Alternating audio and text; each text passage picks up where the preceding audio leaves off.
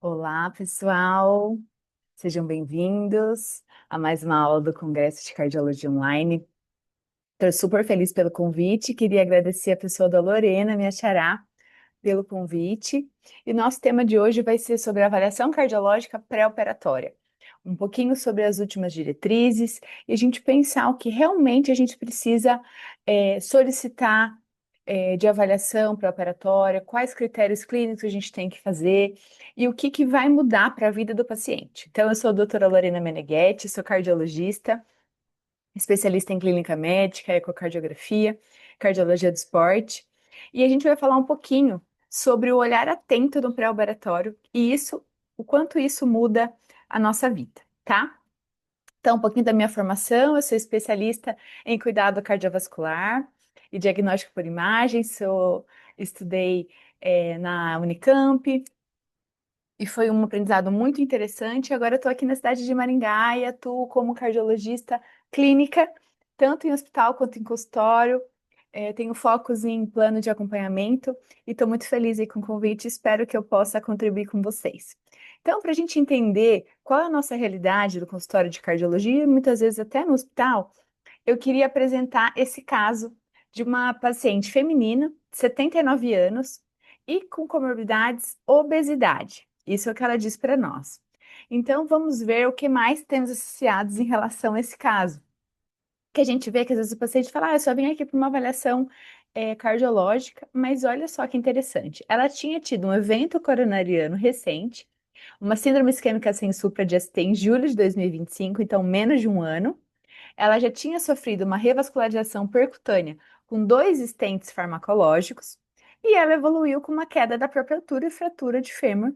E o ortopedista queria fazer uma artroplastia com anestesia geral. Então vamos lá. Quais são os desafios cardiológicos para esse contexto?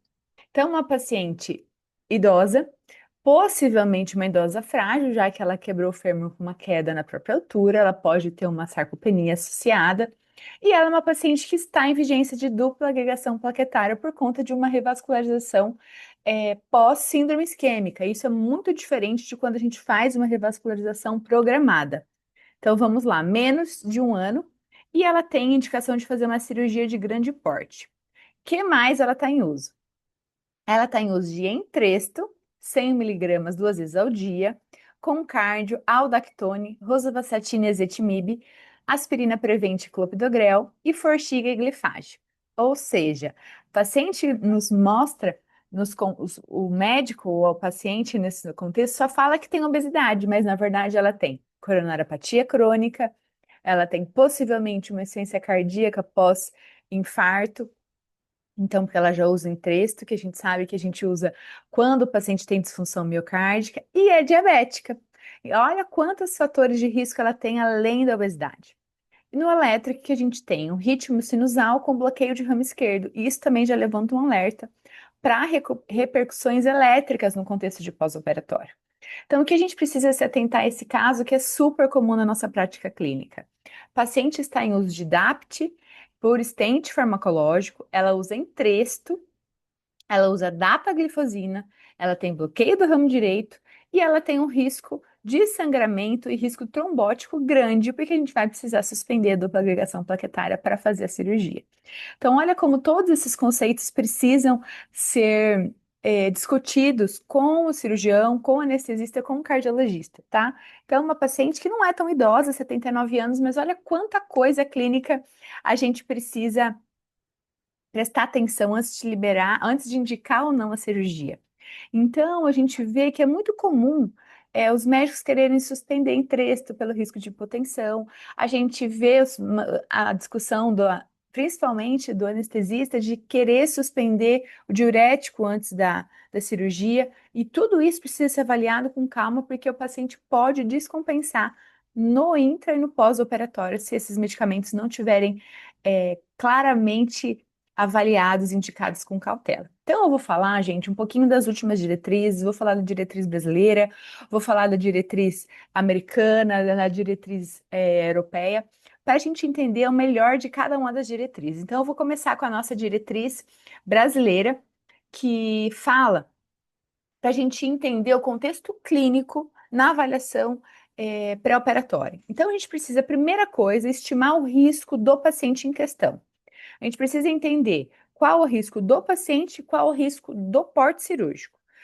Depois a gente precisa intervir se a gente tiver alguma descompensação clínica para que a cirurgia seja feita no melhor momento. Então, por exemplo, o paciente tem alguma condição que precisa tratar ou melhorar antes da cirurgia, e isso precisa ser feito.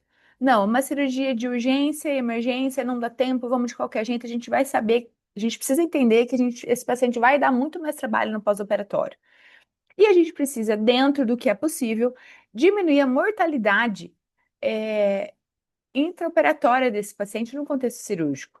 E o que não é a indicação da avaliação pré-operatória, liberar ou proibir a cirurgia, tá? É muito mais do que isso.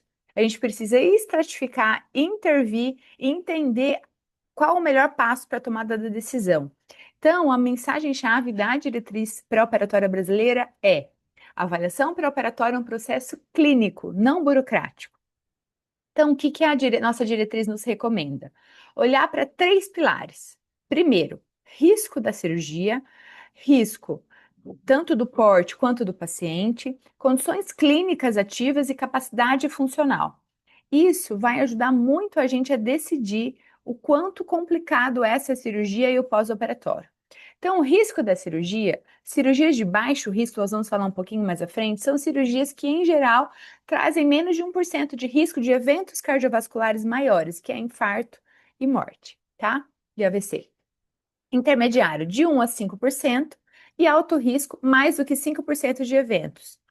Depois a gente tem que olhar para as condições clínicas do paciente. É um paciente com DAC? É um paciente com IC? É um paciente com arritmia ventricular frequente? É um paciente com valvopatia importante, como uma estenose aórtica, como uma essência mitral grave? E qual é a capacidade funcional desse paciente em METs? E a gente vai entender como avaliar cada uma dessas situações. E lembrar que pacientes funcionalmente competentes, com capacidade física acima do que 4 METs, geralmente não precisam de investigação complementar. Isso é muito legal. Já ao contrário, pacientes muito debilitados, que possivelmente têm uma capacidade física menor do que 4 METs, eles possivelmente vão precisar ter uma investigação complementar melhor e maior.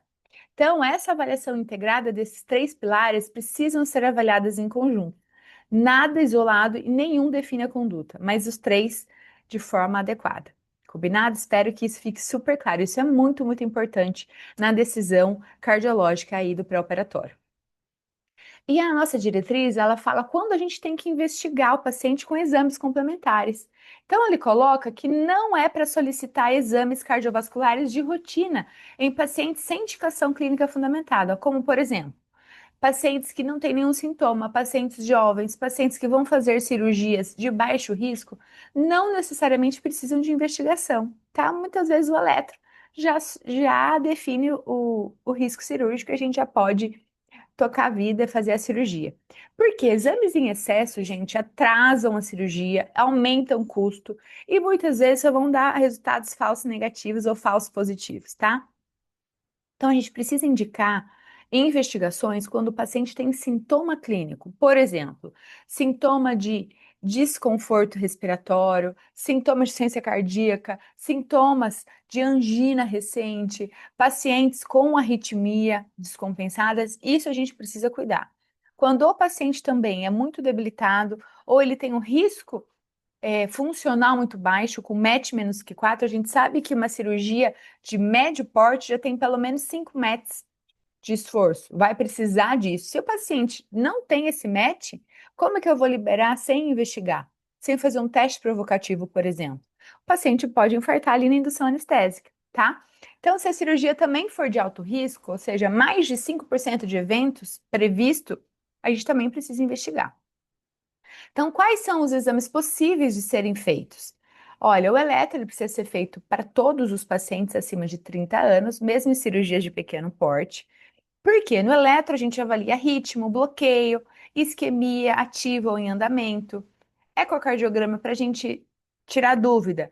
Na função ventricular, quando a gente ouve um sopro, quando a gente vê é uma descompensação muito grande de pressão e, às vezes, lançar mão até do teste ergométrico, quando a gente precisa avaliar a capacidade funcional ou detectar a isquemia induzida por esforço, isso em paciente sintomático.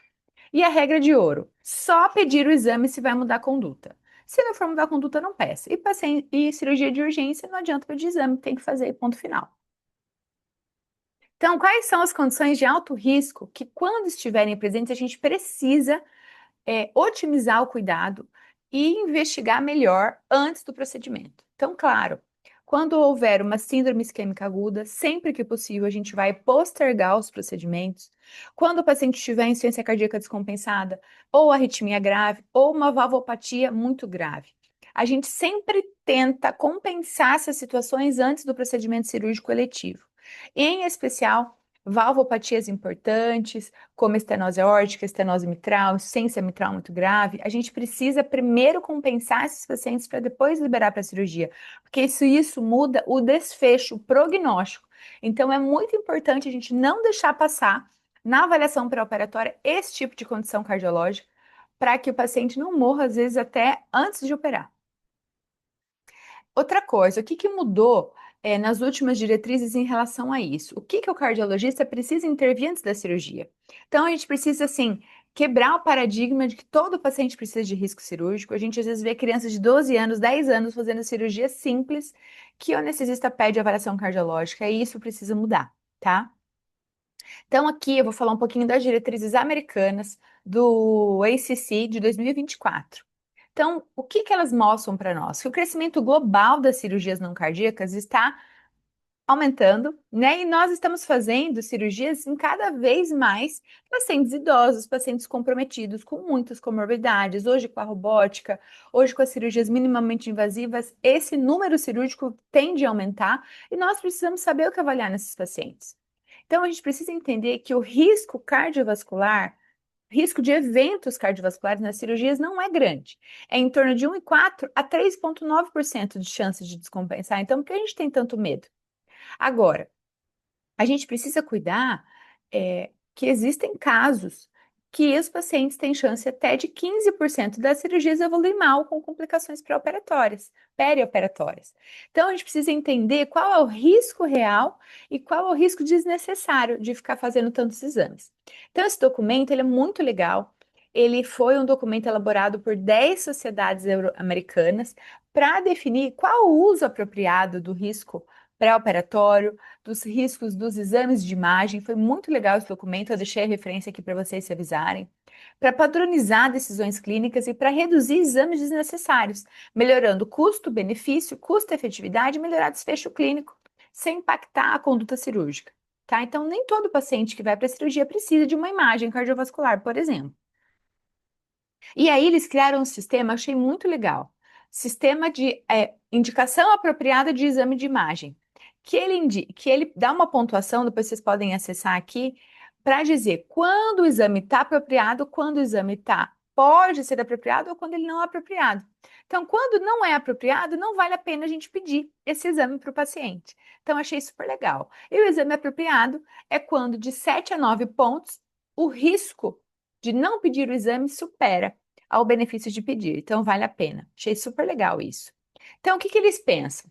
Quando que a gente precisa pedir um exame de imagem, um exame complementar na avaliação cardiológica? Primeiro, olhando para a história clínica do paciente. Esse paciente precisa de um exame mais detalhado? Por exemplo, ele está descompensado do coração, ele tem baixa capacidade cardiofuncional, ou ele tem um risco inerente à cirurgia? Opa, precisamos ficar de olho. Outro detalhe que é muito importante: esse paciente já está com tratamento clínico otimizado? Se não, a gente precisa fazer isso. Tá com diabetes descompensado, tá com uma pressão descompensada, tá com uma asma descompensada, isso tudo a gente precisa cuidar antes do pré-operatório, para que a gente também consiga prevenir do ponto de vista cardiológico. Tudo bem, tempo de cirurgia e risco de cirurgia. É uma cirurgia de grande porte, de pequeno porte, de moderado porte, isso é muito importante. E também, o que a gente já falou anteriormente, a capacidade funcional, o quanto que ele tolera esforço. Se é um paciente que consegue subir escada, sem dificuldade, possivelmente ele vai conseguir fazer uma cirurgia de médio porte sem dificuldades, tá? Então, quando não pedir exames de imagem nesse cenário? Quando o paciente é assintomático, quando ele tem uma capacidade funcional maior do que 4 metros, se é uma cirurgia de baixo risco ou intermediário risco, e se o paciente não tem cardiopatias conhecidas ou suspeitas, esse paciente pode ir para a cirurgia com uma avaliação clínica em um eletro.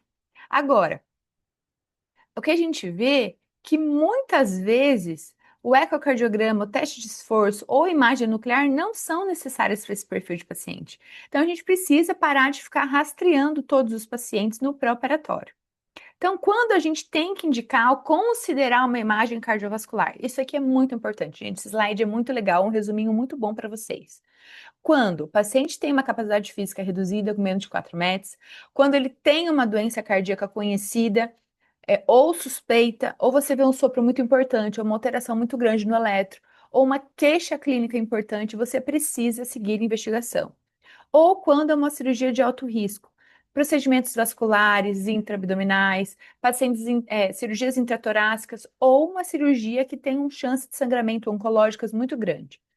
Ou um paciente cardiológico que já é conhecido, mas que teve uma piora clínica nova, recente. Por exemplo, uma dispneia de início recente, uma angina, uma síncope ou uma piora de classe funcional muito antes da cirurgia.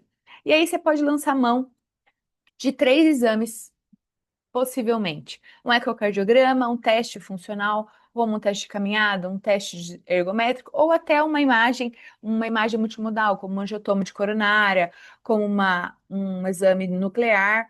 Mas sempre lembrando, esse resultado de exame vai mudar minha conduta ou não?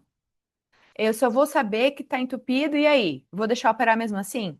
A gente precisa entender o que vai mudar no frigir dos ovos para o paciente. Então, a gente precisa lembrar sempre de estratificar o risco pré-operatório e fazer essa avaliação muito associada. Lembrando que cirurgias de baixo risco são cirurgias com sedação leve, como endoscopia, cirurgia superficial, um apêndice, uma vesícula, cirurgias intermediárias, cirurgias ortopédicas, abdominais eletivas e alto risco, cirurgias vasculares maiores, intratorácicas. Isso nós estamos falando de cirurgias não cardíacas, tá?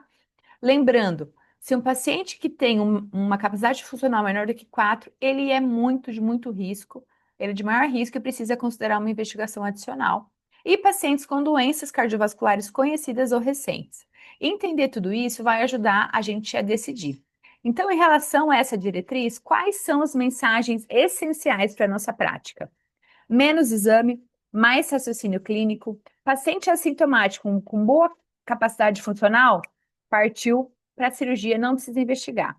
A imagem só deve ser solicitada quando ela for mudar a sua conduta e a avaliação individualizada, ela deve ser insubstituível, tá? É muito importante uma avaliação criteriosa e individualizada. E a melhor parte do exame é quando você não decide pedir, porque ele não vai mudar nada. Olha que sacada genial da diretriz americana. Então, a gente entende com essas diretrizes americanas, diretrizes brasileiras, que a avaliação pré-operatória não é uma triagem. Você não vai fazer uma avaliação clínica completa. Você vai tomar uma decisão compartilhada junto com o anestésio e com o cirurgião. Tá? Então, o que ficou para trás? Não é o cardiologista liberar ou cancelar a cirurgia. Não é um exame de rotina para todo mundo. Não é focar apenas no médico solicitante, é focar no paciente. E não é uma decisão unilateral. Então, o que as diretrizes preconizam? A gente estratificar o risco de forma individualizada, otimizar condições clínicas, decidir em conjunto cirurgião, clínico, cardiologista e paciente. E essa abordagem de stepwise que eles colocam, risco do paciente, capacidade funcional, risco da cirurgia, normalmente ajuda o raciocínio clínico do cardiologista. Então, o que eles colocam um passo a passo aqui no coração da avaliação, que é primeiro, é uma cirurgia de urgência? Se for de urgência, não tem o que fazer, tem que ir direto para a cirurgia. Agora, é uma cirurgia eletiva? Tudo bem, vamos avaliar os próximos passos. Segundo passo, se for eletiva, risco cirúrgico. Baixo risco, menos de 1% de chance de evoluir com desconforto, com descompensação cardiológica, partiu para a cirurgia, libera direto. Agora, paciente com baixa capacidade física, menos de 4 metros, aí sim a gente precisa avaliar a capacidade funcional, lembrando que é uma cirurgia de intermediário a grande porte, precisa investigar. Terceiro passo, capacidade funcional, acima de 4 libera direto, menos do que 4 tem que investigar. Passo 4, calculadoras de risco cardiovascular. Muito legal, gente. Isso vocês encontram na internet, são sites, são calculadoras que fazem no mesmo momento a avaliação do paciente clínico. Eu vou mostrar um pouquinho para vocês lá na frente o que diz cada uma. Passo 5: só investigar se for mudar a conduta e se o paciente está descompensado. Então, em relação aos exames de imagem, as diretrizes do JAC 2024 e ESC 2022, é isso que a gente precisa pensar. Só pedir exames de imagem, exames complementares, se for mudar a conduta e nesse tipo de algoritmo. Combinado? O que ganhou mais destaques nas últimas diretrizes? Fiz um resuminho muito legal para vocês. Primeiro, biomarcadores. A importância do BNP e pró-BNP e troponina no pré-operatório e no pós. Por que isso? Em pacientes de risco alto, cardiovascular alto, ou pacientes cardiopatas, é importante a gente ter uma dosagem de BNP, ou melhor ainda, de pró-BNP e troponina antes da cirurgia, para que no pós-operatório, no perioperatório, a gente tenha isso para comparar e entender que mais de 10 vezes a mudança desses valores de pró-BNP e troponina entre o pré e o pós, ou seja, se subir 10 vezes a troponina, possivelmente estamos falando do infarto durante a cirurgia, que é um MINS, que muitas vezes é um infarto que ocorre por uma cirurgia não cardíaca. E isso tem um impacto clínico muito grande e, por vezes, ele não é diagnosticado. Então, a troponina virou protagonista, tá? Então, eco e teste ergométrico não é para pedir na rotina, apenas se o paciente tiver baixa carga funcional ou alto risco cirúrgico, reduzindo aí exames desnecessários. Em relação aos SGLT2, que a gente vê muitos pacientes usando os inibidores, né, como dapaglifosina, a gente tem que considerar suspender de 3 a 4 dias antes da cirurgia pelo risco de cetoacidose, mas entender também que é muito melhor o paciente estar clinicamente compensado do diabetes do que uma possível chance de cetoacidose. Então, isso a gente tem que olhar com critério. Os anticoagulantes e antiplaquetários. Antes a gente falava muito sobre a necessidade de fazer uma ponte com heparina. Pacientes que usavam, por exemplo, os NOACs, né, ou Marivan. Hoje a gente entende que fazer menos essa ponte para a heparina pode fazer o paciente sangrar menos no intraoperatório. E entender que os antiplaquetários também podem ser suspensos um pouquinho mais precoce, eu vou explicar logo à frente para vocês. E o tempo após stent depende muito qual tipo de stent, qual situação esse stent foi colocado, se foi após uma síndrome isquêmica aguda, se foi algo eletivo. Paciente com alto risco, a gente pode liberar a dupla agregação plaquetária até 3 meses após o stent, e isso precisa ser individualizado e pensando na urgência da cirurgia. Antes a gente entendia que a gente tinha que manter de 1 ano até 1 ano e meio a dupla agregação plaquetária do paciente, a gente não deixava fazer nenhuma cirurgia. Hoje a gente já consegue, às vezes com 3 meses, 6 meses, suspender por pouco tempo e fazer uma cirurgia, de repente, de urgência, com tranquilidade. E ele coloca muito o papel da equipe multidisciplinar, cirurgião, clínico, cardio. Isso é muito legal, fazer uma decisão compartilhada e não focada só no cardiologista. Achei muito legal isso. Então, a última diretriz clínica mesmo do AHA 2024, para cirurgias não cardíacas, ele coloca assim como um slogan: o melhor cuidado pré-operatório, ele começa antes da cirurgia com uma decisão clínica bem feita. Então, essa diretriz ela é muito focada na decisão clínica, na redução de desfechos e eventos e é uma atualização dos últimos 10 anos.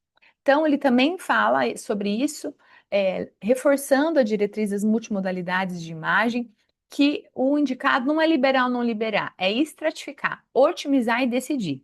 Então, lembrar que hoje a gente precisa pensar no risco do paciente da cirurgia, otimizar condições clínicas antes do procedimento e decidir de forma individualizada, sempre lembrando risco cirúrgico, risco do paciente, capacidade funcional.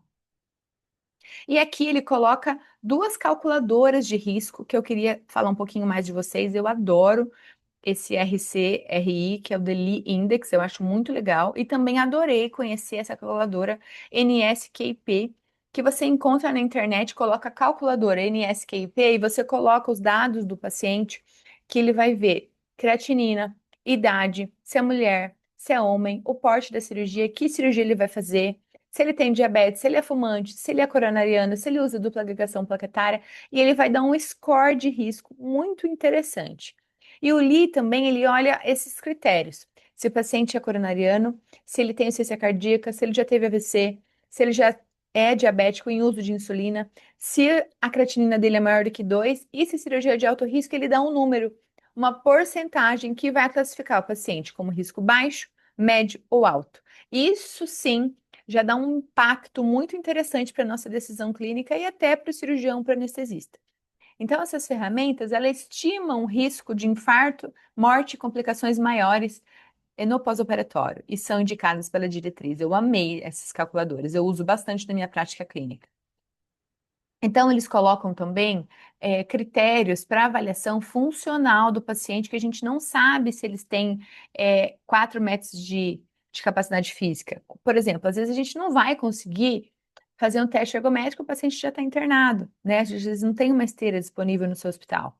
Então, a gente pode usar o score de DASI, que é um score de Duke adaptado, para a gente entender o que esse paciente tem de força, de capacidade física, com perguntas como você consegue subir escada? Você consegue subir 2 lances de escada? Você consegue carregar a compra de mercado? São vários testes. Ou até tentar fazer um teste de caminhada de 6 minutos e ver o quantos metros o paciente anda nesse tempo para entender se ele tem uma baixa, uma moderada, uma alta reserva funcional. Então, a capacidade funcional é um preditor cardiológico de risco mais poderoso para evento do que muitos exames, tá? Então, isso a gente precisa reforçar. Realmente, essa diretriz também fala do impacto dos biomarcadores, do proBNP e da troponina, no pré-operatório, e entender também o estresse miocárdico e o remodelamento cardíaco antes da cirurgia e no pós, tá? Quando a gente tem que pedir no pré-operatório e ir monitorando no peri e no pós-operatório. Pacientes com mais de 65 anos ou pacientes com mais de 45 anos e já fatores de risco cardiovasculares ou cirurgias de grande risco. Isso a gente não pode esquecer, eu não tenho visto muito isso na minha prática clínica, por vezes em hospital sim, mas a gente tem que escrever isso na cartinha para os colegas cirurgiões e anestesistas. Isso tem um valor prognóstico muito interessante e identifica pacientes com maior risco de MACE, que são os eventos cardiovasculares maiores no perioperatório. Então, de novo, não fazer exames cardiológicos não invasivos, considerar apenas se a gente não tiver o que a gente já falou, a capacidade física, funcional muito reduzida, ou que vai mudar a sua conduta, tá? E ele coloca 3 opções para nós, e eu gosto muito dessas opções da diretriz americana, que é avaliar o teste ergométrico quando a gente precisa avaliar capacidade funcional ou isquemia induzida por esforço, lançar mão do eco com estresse, quando a gente precisa entender alguma alteração valvar ou até uma opção ao esforço físico, quando não é possível ser feito, e a angiotoma de coronária para casos específicos. Então, de novo, só solicite o teste se for mudar sua decisão clínica. E ele coloca aqui o papel da angiografia, no papel pré-operatório, que é no CAT.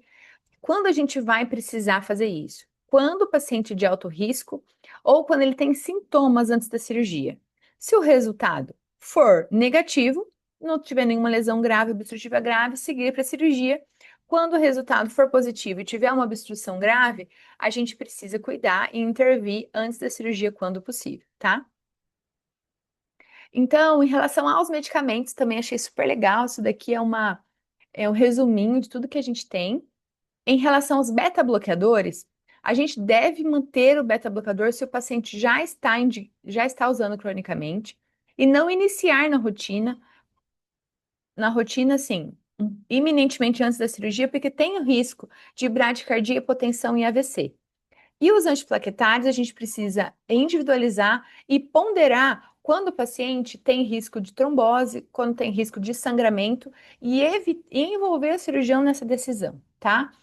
Em relação à anticoagulação, a gente entende que a gente não tem que reforçar a ponte de heparina e fazer com que os pacientes já vão para a cirurgia sem o anticoagulante, não precisando internar para fazer heparina, tá? Isso é uma coisa muito interessante. A gente entendeu que essa ponte de heparina, a gente internava os pacientes, ficava 3, 4 dias até cair o NR, fazendo heparina. Isso traz mais risco do que benefício. Então, a gente precisa conversar com o hematologista e decidir, tá? Então, em relação ao tempo de espera pós-stent, também é muito importante a gente fazer angioplastia com balão pelo menos 14 dias antes da cirurgia, stents convencionais, esperar pelo menos 30 dias para a cirurgia, stents farmacológicos, o indicado é de 6 a 12 meses, mas a gente pode considerar até depois de 3 meses em casos mais graves e urgentes, tá? Então, isso a gente precisa conversar. Claro que a gente sabe que a interrupção do uso da dupla ligação plaquetária em até 45 dias pós-angioplastia tem muita chance de trombose de stent. Então, a gente sempre vai ponderar e vai orientar o paciente a não suspender. Mas em casos de cirurgia iminente, a gente precisa rediscutir isso e a gente pode, com firmeza, com estudos, liberar após 3 meses para cirurgias muito grandes e extensas ou cirurgias de emergência, tá? E isso é muito interessante no paciente idoso, no paciente oncológico, porque às vezes o paciente oncológico ele precisa fazer angioplastia para que ele suporte, tolere fazer outros procedimentos clínicos. Então, isso é muito importante a gente entender e pensar nisso na hora de indicar um stent, farmacológico ou não, tá? Então, vamos aos take-homes, né, das diretrizes para a gente encerrar nossa aula.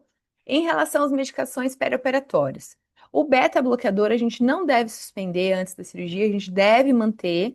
A estatina, precisamos manter, tem um efeito pleotrópico protetor aí no perioperatório. Os IECAs e os BRAs, a gente precisa avaliar se é indicado reduzir um pouquinho ou suspender um dia antes pela chance de hipotensão.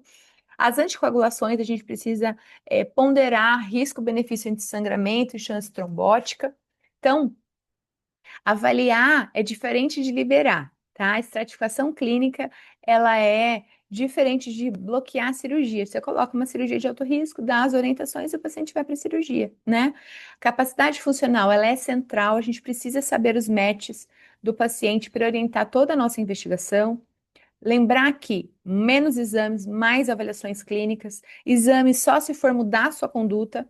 Identificar a doença ativa é decisivo, muda o jogo, muda a chance do paciente evoluir com morte na internação. E aí a gente precisa adiar a cirurgia e salvar vidas. E a individualização é sempre importante, não existe um protocolo único para todos os pacientes.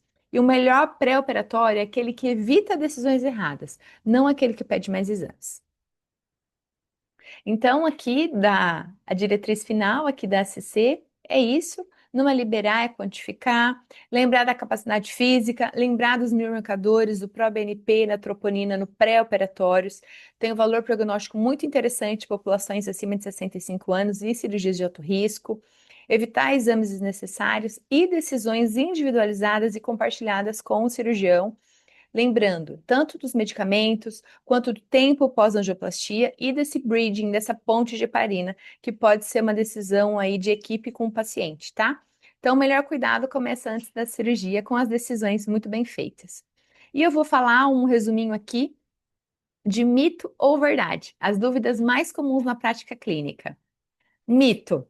Todo paciente precisa de risco cirúrgico? Não, gente. Cirurgias de baixo risco e pacientes sem doença ativa, em teoria, não precisam de avaliação clínica, em especial em pacientes jovens.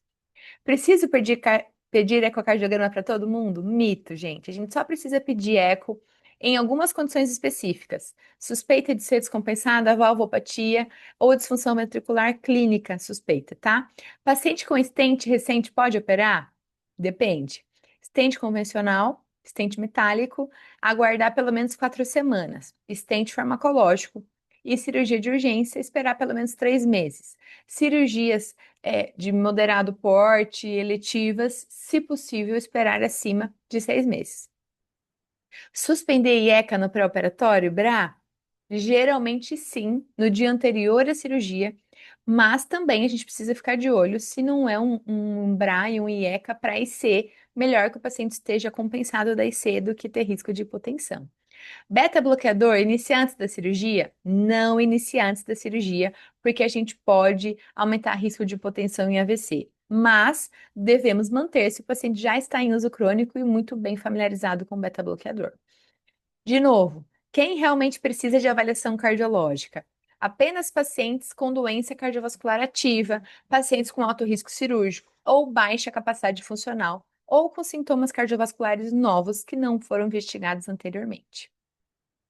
Então, gente, o que levar para a prática clínica? A pergunta é: pode operar ou qual o risco? Claro que a gente deve pensar qual o risco e como otimizar. Use o algoritmo, pense na urgência, no risco cirúrgico, na capacidade funcional nas calculadoras e pensar que os exames só se for mudar a conduta. Biomarcadores são uma tendência crescente, a gente tem que lembrar deles no proBNP e troponina em pacientes de alto risco ou acima de 65 anos, porque identificam riscos ocultos e risco de MINS, que é o infarto intraoperatório. E a decisão é compartilhada com o cirurgião e anestesista. Então, gente, o papel do cardiologista no pré-operatório não é dar um carimbo, libero ou não libero. É ser um parceiro, é estar junto com o paciente na decisão mais segura para aquele paciente. Espero que vocês tenham gostado da nossa aula, espero não ter sido muito longa, mas isso é um resumão daquilo que a gente faz no nosso dia. E lembrando dessa nossa paciente do caso, uma paciente de 79 anos, que era obesa, diabética e infarto recente, ia fazer uma artroplastia de fêmur. Então, a artroplastia de fêmur, gente, ela entra como uma cirurgia de urgência e emergência. Então, ela vai precisar fazer essa cirurgia. Pela nossa sorte, ela já tinha mais de 6 meses de dupla agregação, então ela poderia suspender a escopidograma para a cirurgia se ela estivesse em classe funcional compensada. Aqui a gente não falou se ela estava com sintomas, se ela tinha uma capacidade física muito reduzida, qual a fração de ejeção dela no pós-infarto, isso tudo mudaria, tá? Mas ela já estava super bem otimizada, já usando estatina, já usando beta-bloqueador, já usando entresto. Então, possivelmente era uma paciente que daria para operar. É uma paciente de mais risco? Com certeza, cirurgia de grande porte, moderado porte e paciente grave. Mas, se ela está bem compensada, a gente não precisa fazer nenhum outro exame que não ser o manejo clínico. Combinado? Foi um prazer estar com vocês e eu espero que vocês aproveitem, a aula.